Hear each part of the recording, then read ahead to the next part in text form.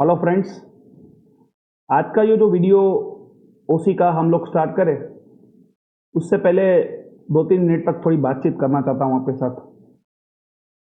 सबसे पहली चीज़ फ्रेंड्स, ये आपको पूछना चाहता हूँ मैं रादर कि मान लीजिए आप कोई वीडियो देख रहे हो, ठीक है, और वो वीडियो में कोई सम चल रहा है या कोई टॉपिक चल रहा है, तो आपको वो या तो सम समझ में आ गया, पूरा सम चल रहा है अभी, लेकिन बीच में आपको लगा कि आपको सम समझ में आ गया, या तो थियरी का जो वीडियो चल रहा है और कोई क्वेश्चन मैं पढ़ा रहा हूं आपको, लेकिन बीच में आपको लगा कि नहीं अब तो मुझे सब समझ में आ गया, तो क्या आप वीडियो को एंड तक देखते हो या नहीं देखते हो?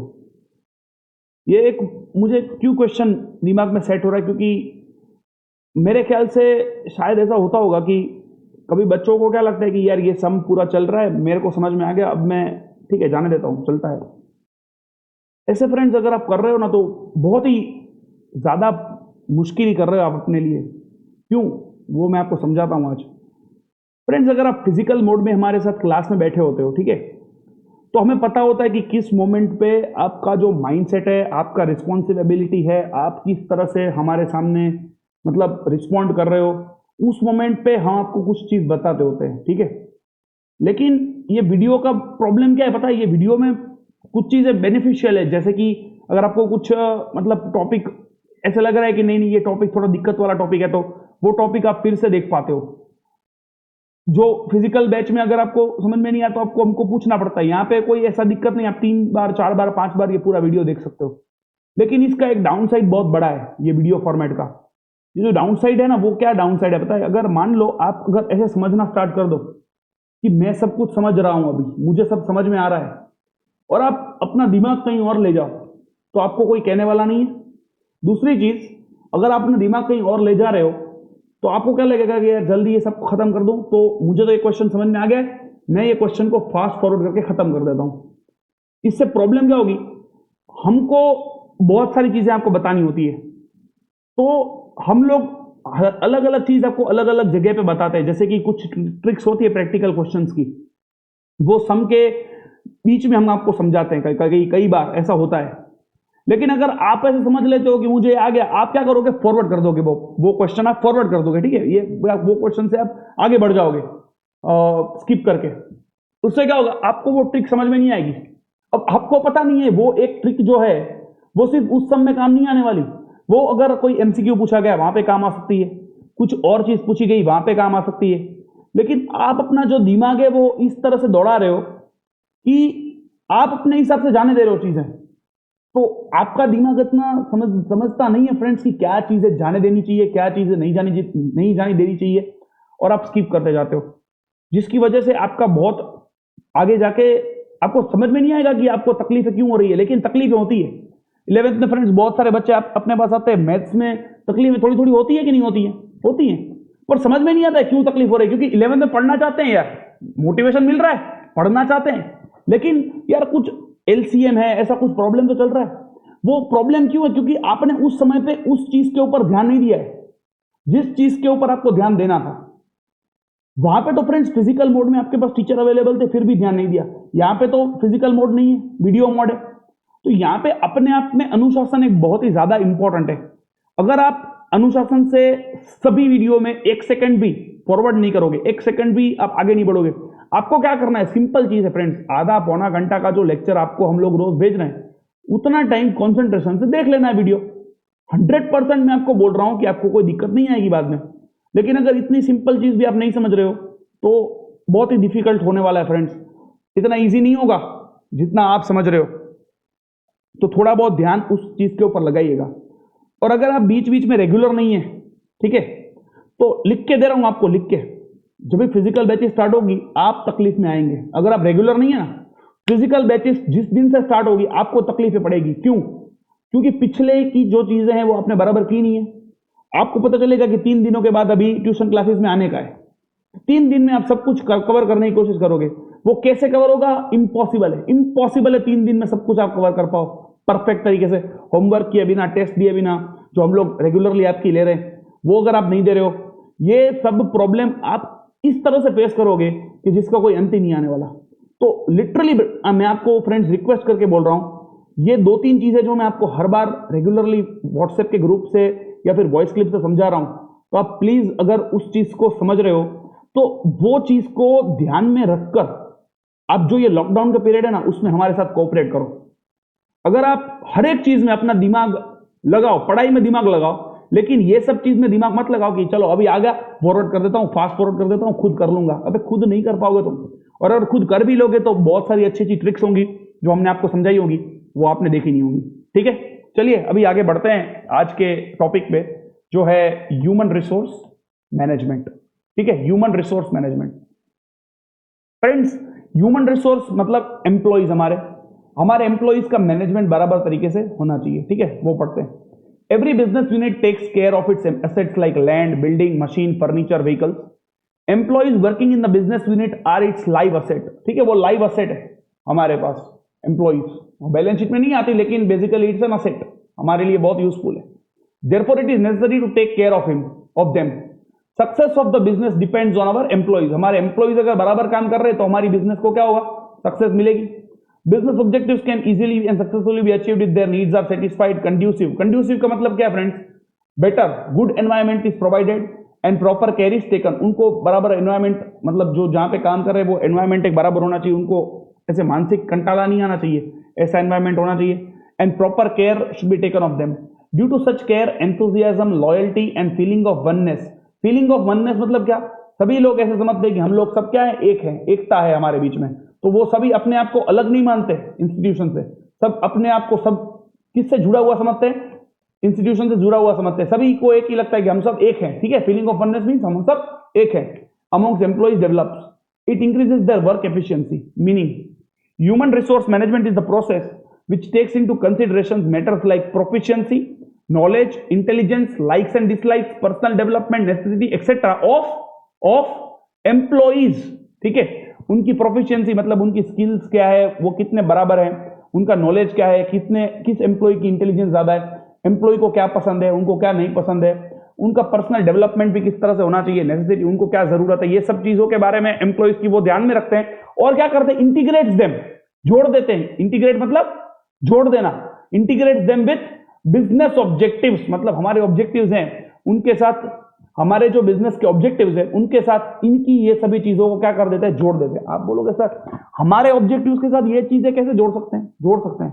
फॉर एग्जांपल, मान लो मैं कुछ ऐसा करता हूं कि मेरे बिजनेस का ऑब्जेक्टिव है कि मुझे इतना प्रॉफिट चाहिए। ठीक है, मेरा ऑब्जेक्टिव है मुझे इतना प्रॉफिट इस लेवल तक मेरी कंपनी को पहुंचना है। तो उसके लिए मुझे क्या चाहिए, मेरे को नॉलेजेबल एम्प्लॉइज चाहिए, मुझे चाहिए कि मेरे एम्प्लॉइज का डेवलपमेंट हो, मुझे चाहिए कि मेरे एम्प्लॉइज खुश रहें, क्योंकि वो अगर खुश रहेंगे तो ही काम बराबर कर पाएंगे। तो मेरा जो ऑब्जेक्टिव है उसके साथ उनके ऑब्जेक्टिव जुड़ जाने चाहिए। तो उनको क्या लगना चाहिए कि जैसे ही मेरा बिजनेस आगे बढ़ेगा, जैसे ही मेरा बिजनेस आगे बढ़ेगा, उनको क्या लगना चाहिए, मेरा बिजनेस जैसे आगे बढ़ेगा उनको भी बेनिफिट मैं पास ऑन करूंगा। ठीक है, मतलब उनको ऐसा नहीं लगना चाहिए कि मेरा बिजनेस बढ़ रहा है और उनको कुछ फायदा ही नहीं हो रहा है। ठीक है, उनको क्या लगना चाहिए कि अगर मेरा बिजनेस बढ़ा तो उनका भी फायदा है, मेरा बिजनेस बढ़ा तो उनका फायदा है। मतलब क्या हुआ, उन्होंने अपने सभी चीजों को क्या कर दिया, इंटीग्रेट कर दिया। किसके साथ, मेरे बिजनेस ऑब्जेक्टिव्स के साथ। मतलब मेरा फायदा हो उसमें उनका भी फायदा है, ऐसा कुछ सेट करना जवाबदारी है किसकी, ह्यूमन रिसोर्स मैनेजमेंट की। मैं बेसिक आपको बताऊं, उनको भी उनकी चीजों को देखो, हर एक एम्प्लॉय को उनके खुद के स्वार्थ की चिंता होती है, जैसे ही ऑर्गेनाइजेशन को अपनी चिंता होती है, कस्टमर्स को उनकी चिंता हो, सबको अपनी अपनी चिंता है। ठीक है, लेकिन सब मिलजुल कर काम करेंगे तो क्या होगा, सबका फायदा है। ठीक है, तो एम्प्लॉइज की चिंताएं तो ऑर्गेनाइजेशन नहीं बोल सकता कि यार वो तुम्हारी चिंता तुम देख लो, ऐसे नहीं चलता ना। उनकी चिंताओं को हमें ध्यान में रख के चलना होगा, हमारी चिंताओं को वो ध्यान में रख के चलेंगे। अगर हमें फायदा होगा तो उनको फायदा होगा, तो अगर उनको फायदा होगा तो हमें भी फायदा होगा ना। मान लो तुम्हारा एम्प्लॉइज इंटेलिजेंट है, तुम्हारे एम्प्लॉइज का पर्सनल डेवलपमेंट हो रहा है, तुम्हारे एम्प्लॉइज खुश रह रहा है तो अच्छी तरह से काम करेगा, तो तुम्हारे ऑब्जेक्टिव बराबर होंगे, तुम्हारे ऑब्जेक्टिव अचीव होंगे तो उनका भी ये सब डेवलपमेंट होगा कि नहीं होगा। यस, ठीक है। अब कैरेक्टरिस्टिक्स, 7 कैरेक्टरिस्टिक्स है और हमारे पास 9 इंपॉर्टेंस है। फिर से बोल रहा हूं, at least 6 you have to remember, and if you can remember all of them it is well and good. ठीक है, चलिए पढ़ते हैं पहला पॉइंट। अभी क्या करेंगे, समझेंगे फिर याद कैसे रखना है वो मैं आपको एंड में बता दूंगा, ठीक है। चलिए अभी आगे। ह्यूमन रिसोर्स मैनेजमेंट में क्या आता है? It include selection, training, promotion and direction to the employees. ये सब ह्यूमन रिसोर्सेज की बात है, तो एम्प्लॉइज के ऊपर फोकस रहेगा अपना। सिलेक्शन करना, कौन सा एम्प्लॉय को रखना है, उनको ट्रेनिंग, किसको कितनी ट्रेनिंग देनी है, प्रमोशन किसका करना है, डायरेक्शन गाइडेंस कैसा देना है, वो सब चीजें इसमें आएंगी। Second, it enables to accomplish the business objectives. हमारे बिजनेस ऑब्जेक्टिव्स को अचीव करने में ह्यूमन रिसोर्स मैनेजमेंट क्या करेगा? हमारी हेल्प करेगा bye way of integrating them, ठीक है। हमारे ऑब्जेक्टिव्स कैसे अचीव होंगे? इंटीग्रेट करेंगे फ्रेंड्स, ये पॉइंट है ना बहुत इंपॉर्टेंट है। इंटीग्रेट करेंगे, इंटीग्रेट मतलब क्या? जोड़ देंगे। किसके साथ जोड़ देंगे?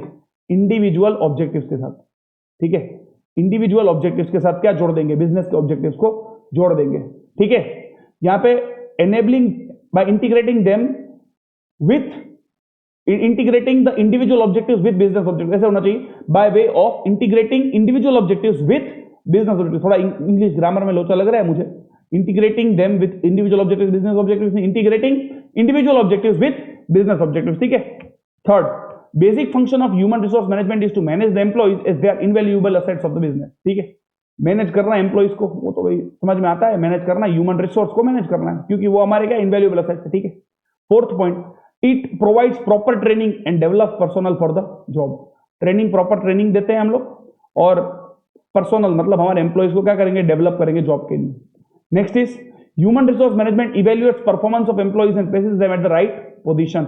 परफॉर्मेंस एम्प्लॉइज की हम लोग इवेल्युएट करेंगे हर थोड़े थोड़े टाइम पे कि कौन सा एम्प्लॉय कितना अच्छा काम कर रहा है, और सही एम्प्लॉय जो अच्छा काम कर रहा है उनको अच्छी पोजीशन पे रखेंगे, जो बराबर काम नहीं कर रहा उनको उस अच्छी पोजीशन पे नहीं रखेंगे, उसको थोड़ा डिमोट कर देंगे, ठीक है। तो हमको क्या करना है? उनकी रेगुलर परफॉर्मेंस को क्या करना है? इवेल्युएट करना है, और उसके बाद उनको सही पोजीशन पे लेके रख देना है, ठीक है। Next, efficient management can reduce labour turnover rate. Reduce labour turnover rate. अभी मैं आपको लेबर टर्नओवर रेट का एग्जांपल दूं।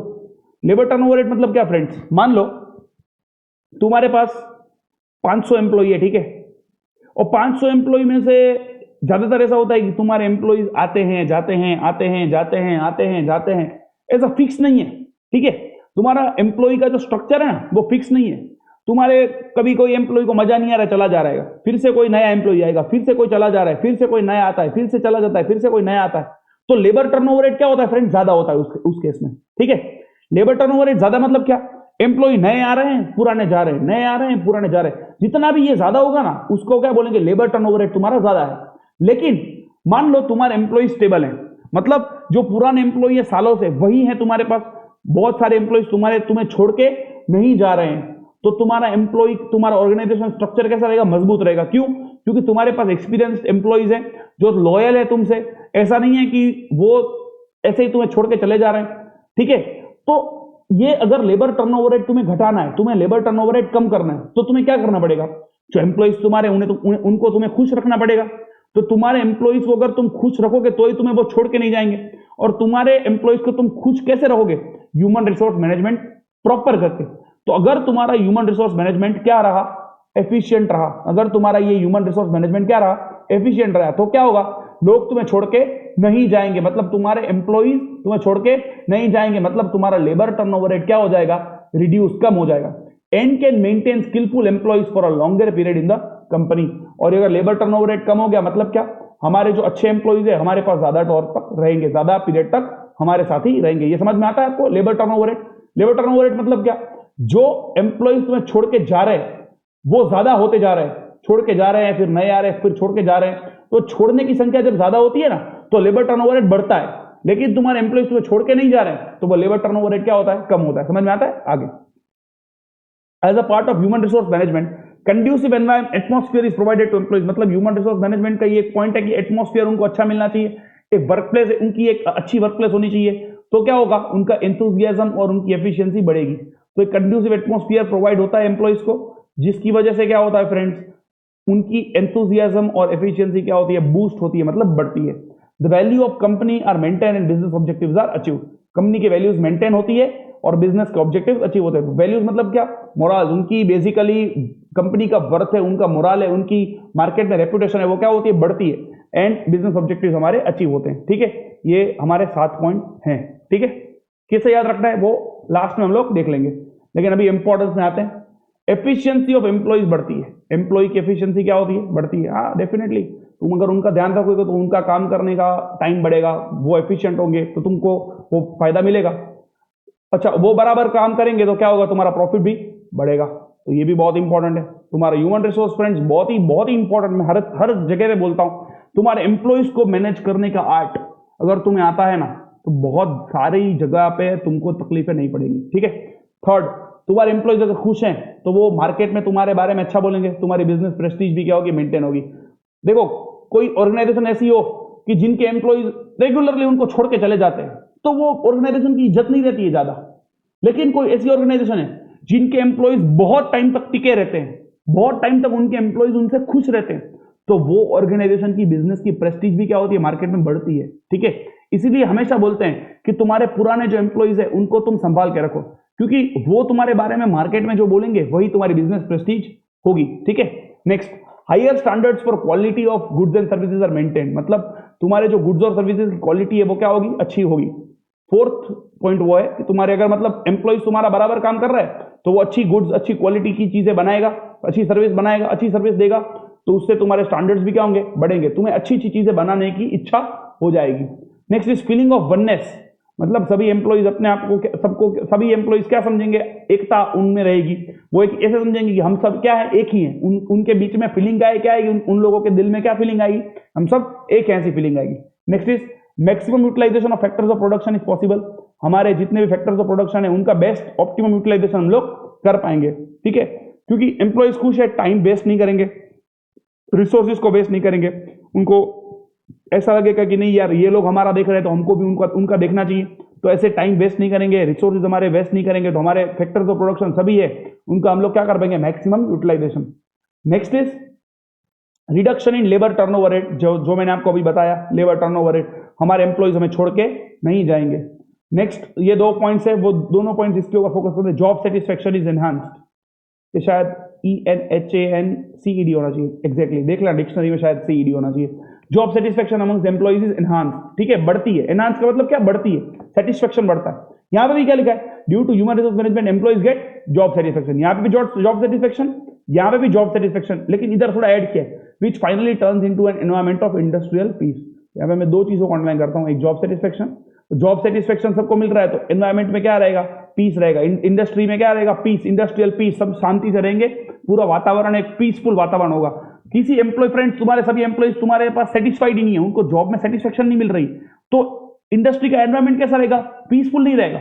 लेकिन सब सेटिस्फाइड है तो क्या होगा, एनवायरमेंट पूरा क्या हो जाएगा, पीसफुल एनवायरमेंट हो जाएगा। तो अभी आज हमने क्या पढ़ा, कैरेक्टरिस्टिक्स पढ़े और इंपॉर्टेंस पढ़े, मैंने आपको सभी समझा दिए। अब याद कैसे रखने वहां पे आते हैं।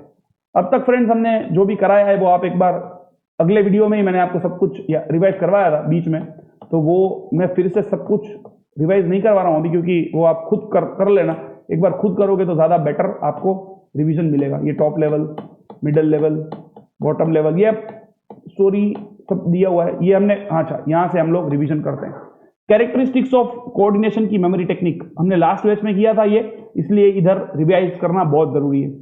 एवरी, ठीक है, ऐसा पहला कैरेक्टरिस्टिक 3 थे। एवरी मतलब every function of management, every level of management, और तीसरा क्या था, every activity of management, every level, every function और एवरी एक्टिविटी। ठीक है, फिर याद करो दूसरा क्या था, 2 कोको थे, को का पहला को क्या था, effective communication, depends on effective communication. दूसरा क्या था, cooperation, not possible without cooperation. ठीक है, और एक और पॉइंट था, optimum utilisation of resources not possible without coordination. ठीक है, एक सेकंड। फिर इंपॉर्टेंस ऑफ कोऑर्डिनेशन की मैंने आपको एक मेमोरी टेक्निक बोली थी, वो फ्रेंड्स बहुत ही इजी मेमोरी टेक्निक थी, आपको क्या याद रखना था, फाड़ू, FADHOO। उसमें F क्या था, फंक्शन मतलब makes management functions like planning, organisation, directing, controlling etcetera effective. A से activities makes all the business activities in the effective manner. D से डुप्लीकेशन में दूसरा क्या याद रखना था कि कोई भी चीज इनकम्प्लीट नहीं रह जाएगी और डुप्लीकेट भी नहीं होगी। ठीक है, no work is left incomplete and there is no duplication of work. H में हार्मनी था, make maintains harmony between various department. ये 2 O थे, एक O क्या था, ऑर्डर मतलब maintains balance between order and time, और लास्ट का तो O था, वो एकदम इजी था, ऑब्जेक्टिव्स लीड्स टुवर्ड्स अचीवमेंट और अकम्प्लिशमेंट ऑफ ऑब्जेक्टिव्स। ठीक है, ये कोऑर्डिनेशन की मेमोरी टेक्निक मैंने आपको याद रखाई थी। अब फंक्शंस ऑफ मार्केटिंग मैनेजमेंट 4 थे। पहला फंक्शन क्या था? प्रोडक्ट। प्रोडक्ट में ये सब आपको याद रखना, colour, shape, size, shape, weight, print, packing, guarantee, ये सब याद रखना। दूसरा था प्राइस। प्राइस में क्या याद रखना? Sales policy, credit policy, policy regarding discount, wholesale, retail sale, commission to mediator etcetera. फिर क्या था? डिस्ट्रीब्यूशन। डिस्ट्रीब्यूशन में direct selling through wholesalers, through retailers, problems of transportation. और लास्ट क्या था friends? Promotion. Promotion, publicity, advertisement, selling through salesman, means to attract customers and traders. ये सब कुछ आपको याद रखना था, ठीक है। और आज हमने फिर क्या किया? Characteristics of human resource management. इसकी मेमोरी टेक्निक में आपको समझा रहा हूं। सबसे पहले आपको क्या याद रखना है? Characteristics of human resource management में सिलेक्शन हो रहा है। एक मैं समझा रहा हूं, आप इस तरह से लिंक पकड़ना फ्रेंड्स। मैं आपको शॉर्ट फॉर्म दे सकता हूं, लेकिन बहुत सारे शॉर्ट फॉर्म्स अगर आपको मैं दे दूंगा तो सब लास्ट में मिक्स हो जाएंगे, तो थोड़ा बहुत हमको समझ के करना है, ठीक है। ह्यूमन रिसोर्स मैनेजमेंट की characteristics: selection, objectives, manage, training, right, labour, conducive atmosphere. ये 7 पॉइंट्स आपको इस तरह से याद रखने हैं। पहला पॉइंट, एक सेकंड ना friends,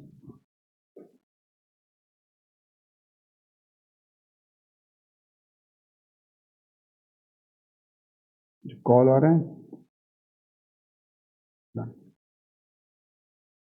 first point is selection. ये याद कैसे रखना है? हम अपने ऑब्जेक्टिव्स को सिलेक्ट करके मैनेज करेंगे कि ट्रेनिंग बराबर हो किसकी? राइट लेबर की। क्यों? क्योंकि उनको कंड्यूसिव एटमॉस्फेयर मिले। अपने ऑब्जेक्टिव्स को सिलेक्ट करके ट्रेनिंग मैनेज करेंगे किसकी? राइट लेबर की, ताकि कंड्यूसिव एटमॉस्फेयर मिले।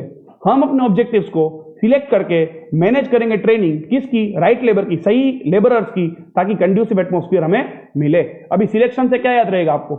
Include selection, training, promotion, direction to employees.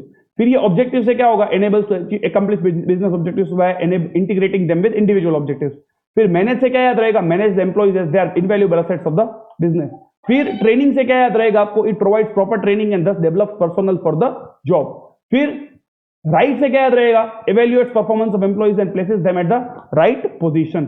फिर लेबर से क्या याद रहेगा आपको? Reduces labour turnover rate. और फिर लास्ट कंड्यूसिव एटमॉस्फेयर से क्या याद रहेगा आपको? Conducive atmosphere is provided to the employees which boosts their enthusiasm and efficiency.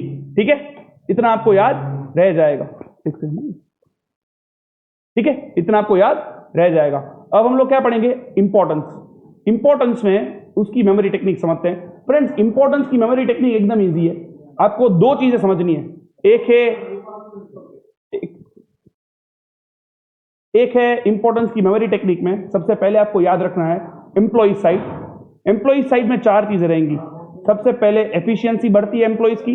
फिर दूसरा, feeling of oneness is develop, सभी लोग अपने आप एकता महसूस करते हैं उनके बीच में। फिर तीसरी चीज है reduction in labour turnover rate. बंद करना।